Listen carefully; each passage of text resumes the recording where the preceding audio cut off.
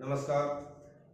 पिछले वीडियो में हमने हाड़ौती के चौहानों के बारे में पढ़ा था और हाड़ौती के चौहानों की जब हम बात करें हाड़ा चौहानों की, तो हाड़ौती के चौहान राज्य का संस्थापक हमने पढ़ा था देवी सिंह या देवा, जिसने बूंदी को अपनी राजधानी बनाया और हाड़ौती राज्य की राजधानी के रूप में बूंदी लंबे समय तक राजधानी रही। बूंदी के चौहानों की ही एक शाखा ने आगे जाकर के कोटा के स्वतंत्र राज्य की स्थापना की और कोटा एक नई रियासत के रूप में स्थापित हुई। मैंने हाड़ा चौहानों के बारे में पढ़ाते समय बताया था कि पहले मीणाओं और भीलों का शासन हाड़ौती क्षेत्र में हुआ करता था। भीलों और मीणाओं से ये क्षेत्र चौहानों ने जीत करके अपना राज्य स्थापित किया। बूंदी का नामकरण बूंदा मीना के नाम पर हुआ और कोटा का नामकरण कोटा भील के नाम पर हुआ।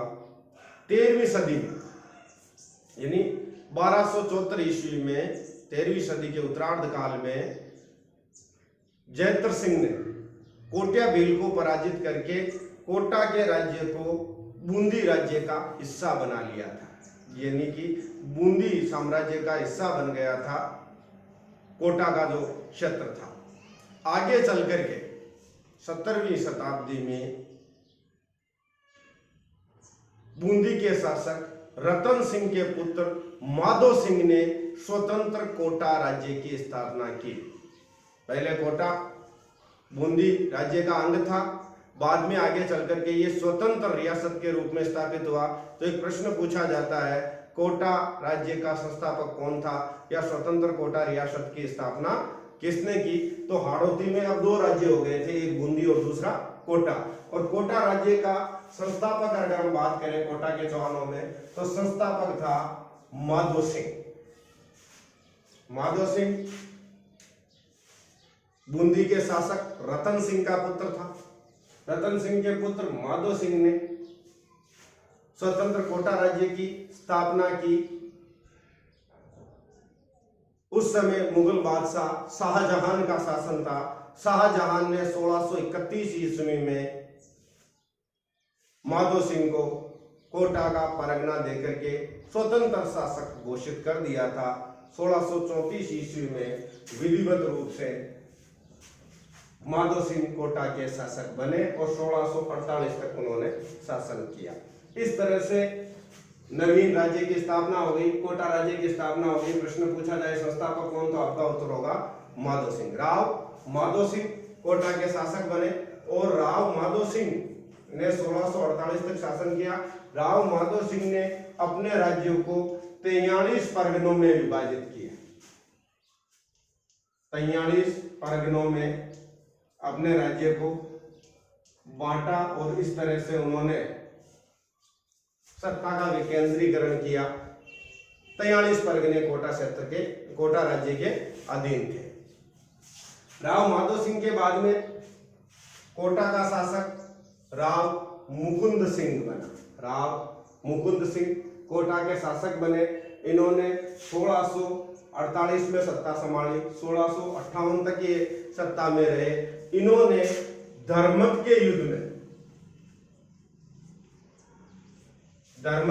में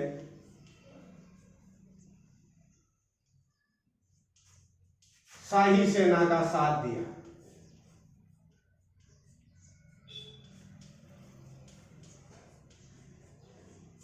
धर्मत का युद्ध, धर्मत मध्य प्रदेश में उज्जैन के पास में है। और 1658 में जब शाहजहां के चारों पुत्रों में उत्तराधिकार संघर्ष शुरू हुआ था, उसमें खजवा का, सामोगढ़ का, धर्मत का, देवराई का युद्ध हुआ था। तो इस दौरान होने वाले युद्धों में धर्मत का युद्ध महत्वपूर्ण युद्ध था। और इस युद्ध में एक तरफ औरंगजेब था और दूसरी तरफ शाहजहां की शाही सेना थी, जिसका नेतृत्व दारा शिकोह, जो शाहजहां का सबसे बड़ा पुत्र था, वो कर रहा था। तो इस युद्ध में कोटा के शासक राव मुकुंद सिंह ने शाही सेना का साथ दिया, यानी कि औरंगजेब के विरुद्ध लड़ाई लड़ी थी धर्मत के युद्ध में। राव मुकुंद सिंह के बाद में राव जगत सिंह कोटा के शासक बने।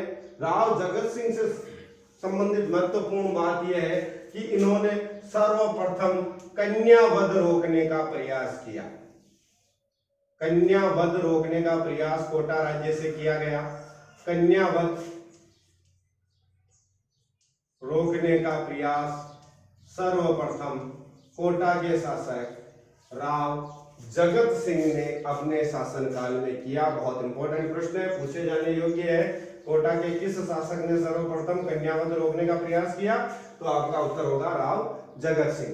राव जगत सिंह ने औरंगजेब के दक्षिण के अभियानों में उनका साथ दिया। जब औरंगजेब ने बीजापुर, गोलकुंडा और मराठों को जीतने के लिए दक्षिण में अभियान चलाए तो उन अभियानों में राव जगत सिंह साथ थे और इसी कारण 1683 ईस्वी में दक्षिण में ही उनकी मृत्यु हो गई।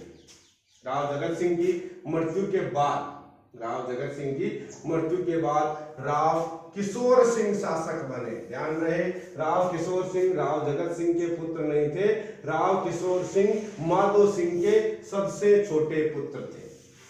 राव माधो सिंह के सबसे छोटे पुत्र राव किशोर सिंह शासक बने और इन्होंने भी दक्षिण भारत के अभियानों में बढ़ चढ़कर हिस्सा लिया और औरंगजेब का इन्होंने सहयोग किया दक्षिण भारतीय अभियानों में।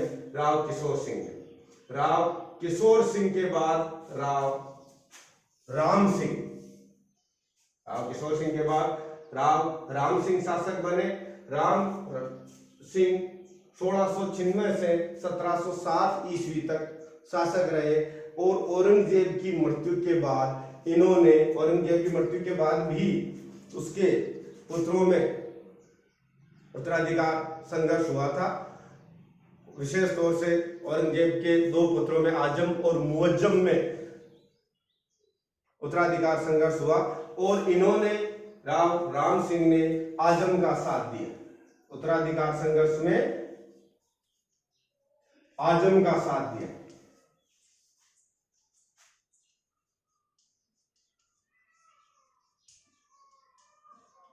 संघर्ष में आजम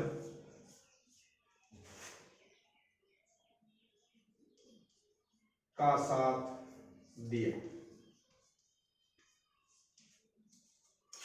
महाराव भीम सिंह राम सिंह के बाद कोटा के शासक बने महाराव भीम सिंह।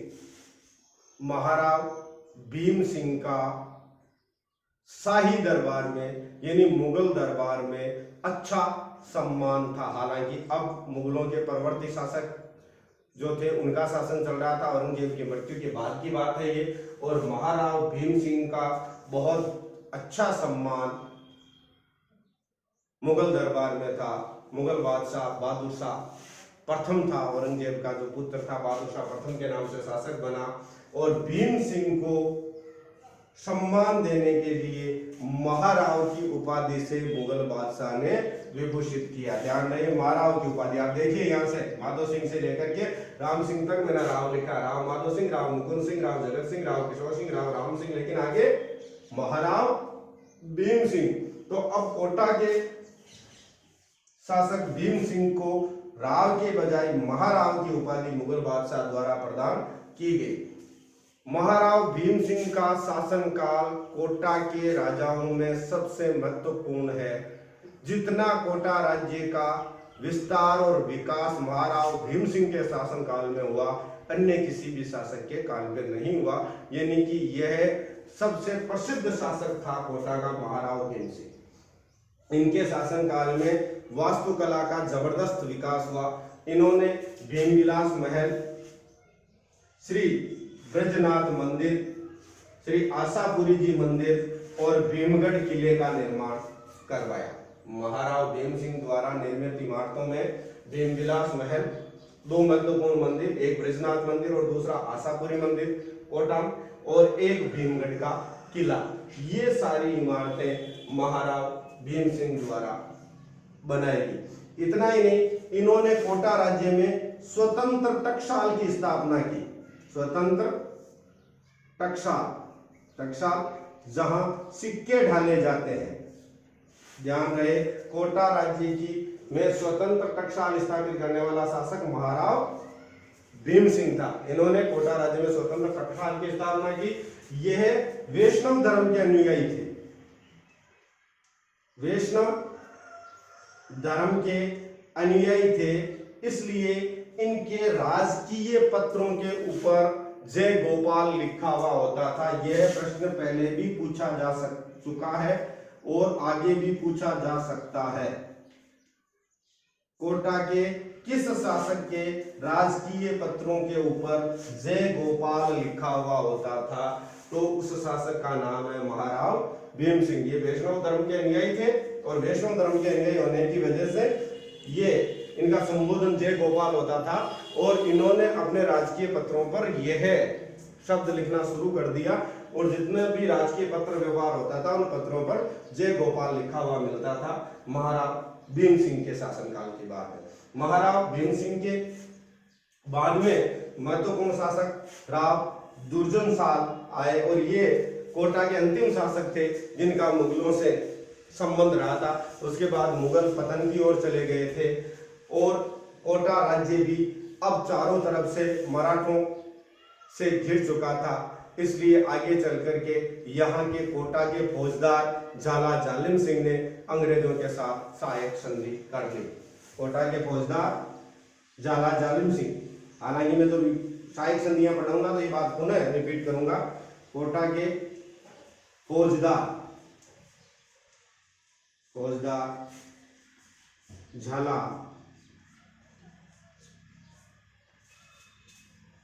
जालिम सिंह ने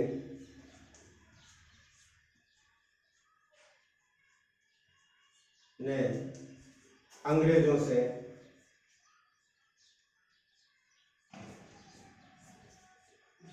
संधि कर ली, जिसे सहायक संधि कहा जाता है। इस तरह से हाड़ौती के चौहानों का इतिहास, हाड़ा चौहानों का इतिहास पूरा होता है। मैंने बूंदी और कोटा के हाड़ा चौहानों का इतिहास आपको संक्षेप में बताया और वो बातें बताई है जिनकी परीक्षा में पूछे जाने की संभावना है। अगले वीडियो में आमेर के कछवाहा राजवंश के बारे में पढ़ेंगे। अगले वीडियो में कल मैं आमेर के कछवाहा राजवंश के बारे में बात करूंगा। आपसे जरूर देखें, बहुत ही महत्वपूर्ण टॉपिक रहेगा क्योंकि शुरुआती जो शासक हुए हैं उनके बारे में महत्वपूर्ण बातें, बीच की जो बाद का इतिहास है वो तो अमूमन हम अपने स्कूली सिलेबस में पढ़ते हैं, लेकिन शुरुआती जो कछवाहों का इतिहास है थोड़ा टिपिकल होता है, इसलिए आप कल का वीडियो अवश्य देखें। एक जो महत्वपूर्ण बात आज ही मेरे जो वीडियो देखे आप लोगों के द्वारा देखे गए और टिप्पणियां की गई है, उसमें एक टिप्पणी आज मिस्टर पीसी सेन द्वारा की गई। पहले तो मैं आपका बहुत बहुत धन्यवाद करता हूं और आपका बहुत बहुत आभारी हूं कि आप वीडियो देखते हैं और आपकी जो ज्ञान पिपासा उसकी सराहना करता हूं, क्योंकि आप बराबर वीडियो देख रहे हैं और केवल देख नहीं रहे हैं, उसे अच्छी तरह से समझ रहे हैं, समझने का प्रयास कर रहे हैं। आपकी जिज्ञासा को नमन। और आपने जो टिप्पणी की है कि सर ईस्वी सन और ईसा पूर्व के बीच क्या अंतर है वो बताइए, तो मैं अब आपको ईसा पूर्व और ईस्वी सन के बीच का अंतर बता रहा हूं। आपने बहुत अच्छा प्रश्न किया है, ये सबके लिए फायदेजनक है। हालांकि मैंने जब इतिहास विषय शुरू किया था तब इस बारे में डिटेल से बताया था, लेकिन अब मैं आपको इसके बारे में और डिटेल से बताता हूं। वीडियो देखने के लिए और टिप्पणी करने के लिए आपका एक बार पुनः धन्यवाद। अब मैं बताता हूं आपको ईस्वी सन और ईसा पूर्व के बीच में क्या अंतर होता है। तो हम बात करते हैं ईसा पूर्व और ईस्वी सन की। देखिए, हमें इतिहास की पुस्तकों में दो शब्द लिखे हुए मिलते हैं। एक लिखा हुआ मिलता है ईसा पूर्व और दूसरा जो शब्द लिखा हुआ मिलता है वो लिखा हुआ मिलता है ईस्वी। क्या है ईसा पूर्व और ईस्वी में फर्क आप समझिए। ईसा पूर्व का मतलब है ईसा के जन्म से पहले की घटना। ईसा पूर्व यानी कि ईसा के जन्म से पहले की घटना, ईसा मसीह का जन्म। तो सवाल ये कि ईसा मसीह का जन्म कब हुआ, तो ईसा मसीह के जन्म से ईस्वी सन की शुरुआत मानी जाती है, जो कि अभी 2020 चल रहा है। यानी ईसा के जन्म को कितने वर्ष बीत चुके हैं?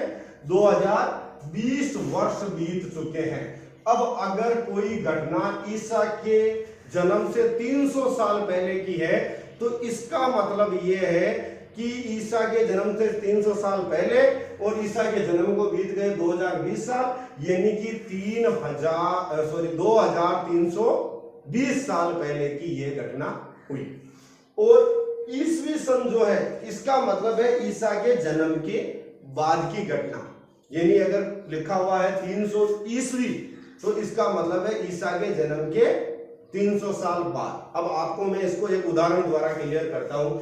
जैसे भारत पर सिकंदर का आक्रमण एक महत्वपूर्ण घटना है।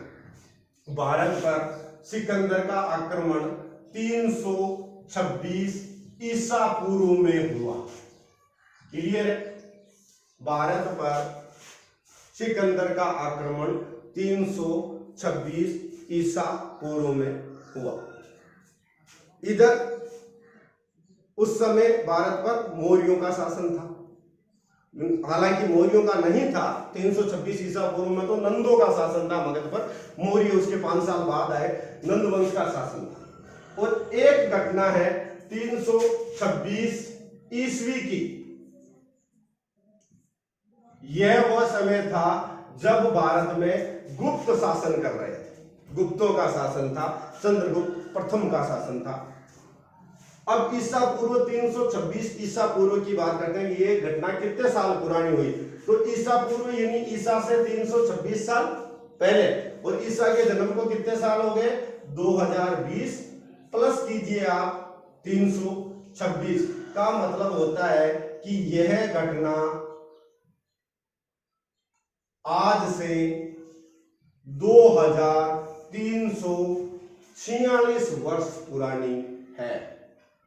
सिकंदर ने भारत पर 2346 साल पहले आक्रमण किया था। 326 ईसा पूर्व का मतलब यह है। और 326 ईस्वी की अगर बात करें, 326 ईस्वी की, देखिए ईसा पूर्व में ई पू लिखा जाएगा और ईस्वी में केवल ई लिखा जाएगा। तो 326 ईस्वी का मतलब है ईसा के जन्म के 326 साल बाद भारत में गुप्तों का शासन था। तो अब 326, जैसे 319 में गुप्तों ने एक संवत भी चलाया था, गुप्त संवत। तो 326 ईस्वी को मैंने इसलिए लिया ताकि 326 का दोनों का मतलब समझ में। 326 ईस्वी का मतलब है ईसा के जन्म को कितने साल हो गए? 2020 वर्ष। और यह घटना कब की है? ईसा के जन्म से 326 साल बाद की है। का मतलब आपको करना है -326। इसमें से आपको माइनस करना है, यह आपको प्लस करना है और यहां माइनस करना है। अब इसमें से आप 2020 में से 326 को बाकी निकाल लीजिए।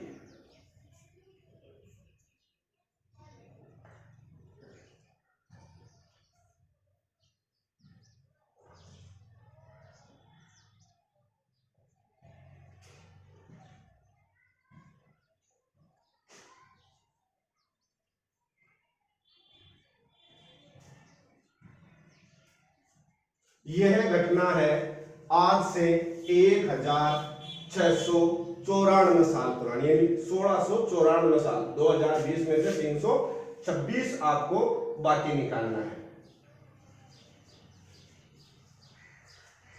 16 और 3 19, 1994 प्लस 26 का मतलब हो गया 2020।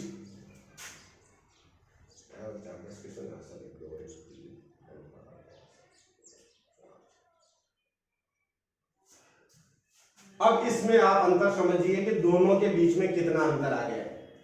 ईस्वी का मतलब प्लस आपको ऐड करना है 326, ईसा पूर्व का मतलब, और ईस्वी का मतलब आपको माइनस करना। अब दोनों में अंतर देखिए आप, 2320 और 1694। अब इसमें आप अंतर देखिए,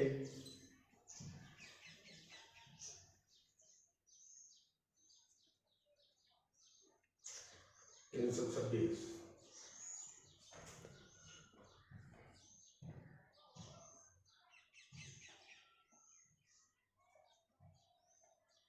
उसमें से 4 माइनस निकाले 6, 11 में से 9, फिर वही 2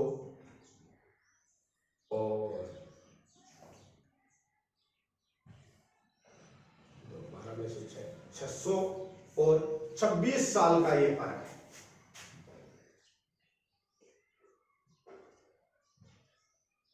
दोनों घटनाओं के बीच 326 ईसा पूर्व और 326 ईस्वी के बीच में 600 सालों का अंतर आ गया है। इस अंतर को आप अवश्य समझे, नहीं तो आपने अगर ईस्वी को ईसा पूर्व और ईसा पूर्व को ईस्वी समझा तो इतिहास का कोई भी काल मिल नहीं पाएगा। इसको मैं आपको एक तरीके से और समझाता हूं कि ये है कैसे। ये बात तो आपको मैं समझता हूं समझ में आ गई होगी कि ईसा पूर्व का मतलब ईसा के जन्म से पहले की बात है, ईस्वी का मतलब ईसा के जन्म के बाद की बात है। ईसा का जन्म आज से 2020 साल पहले हुआ था, ईस्वी सन 2020 चल रहा है, उसको आधार मान करके अगर ईसा पूर्व की घटना है तो जो ईसा ईस्वी सन अभी चल रहा है उसमें प्लस कर दे जितना ईसा पूर्व है, और अगर ईस्वी सन निकालना है तो उसको माइनस कर दे जितना ईस्वी सन है। यानी अगर हम बात करें 1526 में मुगल बादशाह बाबर ने भारत पर आक्रमण किया तो आप 2020 में से माइनस 1526 कर ले, आपको समझ में आ जाएगा कि आज से कितने साल पहले बाबर का अटैक हुआ था। इसी प्रकार से अगर आपको ईसा पूर्व की बात करनी है तो जोड़ने का काम करें और आपको पता चल जाएगा कि ये घटना कितनी पुरानी है। अब इसके लिए अलग अलग शब्द काम में लिए जाते हैं। देखिए, ईसा पूर्व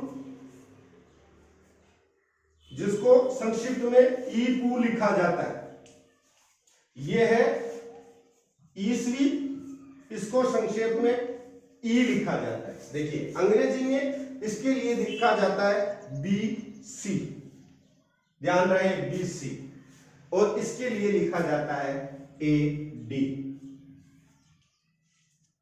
अंग्रेजी में ईसा पूर्व के लिए बीसी लिखा जाता है, ईस्वी के लिए एडी लिखा जाता है। बी सी का मतलब हो गया बिफोर क्राइस्ट, वही बात ईसा पूर्व यानी ईसा के जन्म से पहले की घटना। और ईस्वी ए डी का मतलब कुछ मित्र भूलवश इसका अर्थ लगा लेते हैं आफ्टर डेथ, पूरी तरह से गलत है वो बात। आफ्टर ए डी का मतलब आफ्टर डेथ कतई नहीं है। ए डी का मतलब है anno domini. Anno domini that means the year of Lord Yeshu, year of Lord Jesus Christ का जन्म जिस साल में हुआ इस वर्ष को एनो डोमिनी की संज्ञा दी गई। अगर हम इसको आफ्टर डेथ माने और इसको बिफोर क्राइस्ट माने तो उसके जन्म से पहले और मृत्यु के बाद की घटना, तो ईसा का जो खुद का जीवन काल था उसकी समस्या उत्पन्न हो जाएगी, क्योंकि एक घटना उनके जन्म से पहले की है और दूसरी घटना उनके मृत्यु के बाद की है। तो उनके जीवन के जो वर्ष थे, चाहे वो 70 साल जिए चाहे 80 साल जिए, उनका हिसाब लगाना मुश्किल हो जाएगा। तो इसका मतलब आफ्टर डेथ कतई नहीं है, इसका मतलब एनो डोमिनी यानी उनके जन्म से, और ये जन्म से पहले एक दिन का भी फर्क नहीं, जिस दिन जन्म हुआ उससे पहले की घटना ये, और जन्म हुआ उसके बाद की घटना ये। जन्म से anno domini that means the year of Jesus Christ का मतलब यही होता है कि उनके जन्म के समय के बाद की तमाम घटनाएं, उनके जन्म से पहले की तमाम घटनाएं। अब इन दोनों ही शब्दों के स्थान पर अंतरराष्ट्रीय स्तर पर इतिहासकारों ने एक नए शब्द का प्रयोग करना शुरू कर दिया है आजकल, और वो शब्द है अब बी सी ई। इसके लिए ईसा पूर्व के लिए और ईस्वी के लिए C E, B C E that means before common era.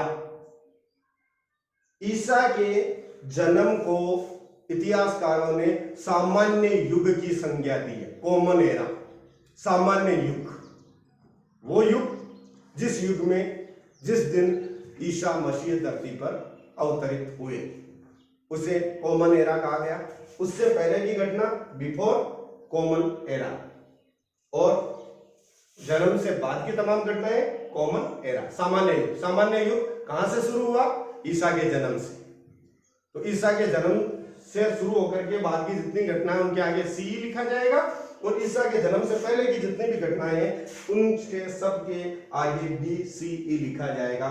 ईसा पूर्व लिख दो, चाहे बीसी लिख दो, चाहे बीसीई लिख दो, इनका सबका मतलब एक ही है। इधर चाहे ईस्वी लिख दो, चाहे एडी लिख दो, चाहे सीई लिख दो, इनका सबका मतलब एक ही है। तो अब मैं समझता हूं आपको अच्छी तरह से समझ में आ गया होगा कि ईसा पूर्व और ईस्वी सन में क्या अंतर है। अगर आप लोग विक्रमी संवत, हिजरी संवत, शक संवत, गुप्त संवत या इलाही संवत के बारे में भी जानना चाहते हैं तो आप जरूर कमेंट करें, मैं आपको उनके बारे में भी बताने की कोशिश करूंगा। तब तक के लिए धन्यवाद, जय हिंद।